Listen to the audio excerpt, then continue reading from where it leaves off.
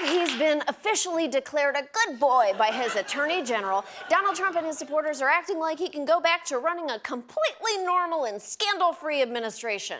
But on the list of reasons he's a bad president, Russia has always ranked pretty low, right between doesn't thread his tweets and calls Nepal nipple. A much bigger problem is the awful people Trump empowers. So tonight, we're taking a look at one of them. Specifically, Acting Chief of Staff and disappointed chipmunk Mick Mulvaney, who has quietly become one of the most influential people in our government. The acting chief of staff for the president, and he's the budget director as well, Mick Mulvaney. Prior to joining President Trump's cabinet, Mulvaney spent 6 years representing South Carolina's 5th District in the United States House of Representatives. He may come from Capitol Hill, but he's not liked on Capitol Hill. Oh, great. So he fits right in. Listen, if you don't like Mulvaney, don't worry. That just means you've got something in common with his wife. I picked my wife up in a line at a bookstore in Chapel Hill, North Carolina in 1991. I was trying to get her attention, so I did dramatic readings from Dr. Seuss books while she was behind me in line at a book signing. And her reaction? Complete disgust and disinterest. I believe her exact words were, "I do not want to hear you talk. I will not touch your cock." Thank you. Mulvaney surfed the Tea Party wave into Congress in 2010, where he co-founded the radical right-wing Freedom Caucus and made his name by attacking the one thing the Tea Party hated most. I'm sorry, I meant the one thing the Tea Party claimed to hate most.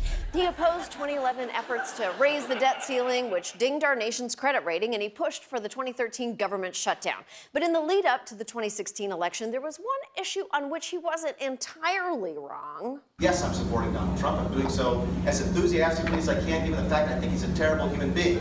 Aww, it was so cruel of him to plagiarize Melania's wedding vows like that. Proving that negging still works, Trump fell hard for Mulvaney and hired him as budget director. Like Trump, Mulvaney is a cheapskate, always looking to cut corners, even if he has to break the occasional law to do it. And his penny pinching has come in handy in the budget office, where he's tried to slash every beneficial program he can get his little pincers on. What does the White House propose cutting here?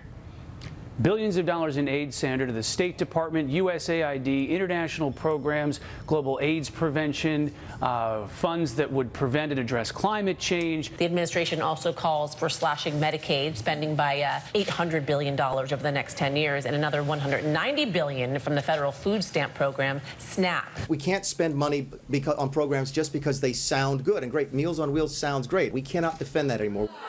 Yeah, fuck Meals on Wheels. Hungry old people have had it too good for too long. As the proverb says, give a man a fish and he eats for a day. Let the elderly starve and you save the taxpayers' money. Despite all the money he's trying to save by withholding Grandpa's pudding, somehow this proud fiscal conservative has stood watch as the deficit skyrocketed, although he's tried to hide the damage through tricks like making a $2 trillion math error on purpose. And if that didn't work, his next move was to give the economy a comb-over. Mulvaney did such a great job ruining the budget, Trump gave him another job, ruining the Consumer Financial Protection Bureau, which is one of the only good things in government, besides Chuck Schumer's erotic Senate fan fiction webpage. The CFPB is a federal watchdog for the financial industry, cracking down on predatory lending and illegal banking practices. It has returned $12 billion to consumers, which is amazing. So naturally, Mulvaney hates it, calling it a sick, sad joke. But since he couldn't eliminate it from the outside, he did his best to sabotage it from the inside. There was this illegal online loan shark charging 950% interest rates, and Mulvaney decided to drop that lawsuit. He quickly stopped the agency's enforcement actions against payday lenders, loan sharks, and financial scams that preyed specifically on members of the U.S. military and their families. He took the unusual step of requesting $0 for the Bureau's second quarter budget. Oh, they can have a budget if they can catch him first. Woo-hoo-hoo-hoo-hoo! In a classic case of failing upward, Mulvaney picked up yet another prestigious job. In January, Donald Trump's acting chief of staff, and he managed his first big crisis with the skill we've come to expect from Trump's advisors. Mick Mulvaney started talking about the offer that Democrats had made to reopen the federal government, and the president, mid-sentence, cut off Mulvaney, saying, quote, "Stop, stop, just stop. What are you doing? You are effing it all up, Mick." You know Don Jr. was like, "Aw, he only says that when he loves you." But Mulvaney was simply fighting for Trump's border wall, which he has always cared passionately about. To just say, build the darn fence and have that be the end of an immigration discussion is absurd and almost childish for someone running for president to take that simplistic a view. And by the way, the bottom line is a fence doesn't stop anybody who really wants to get across. You go under, you go around, you go through, and that's what the ranchers tell us, is that they don't need a fence. Now, that might sound hypocritical, but what you have to understand is, it is.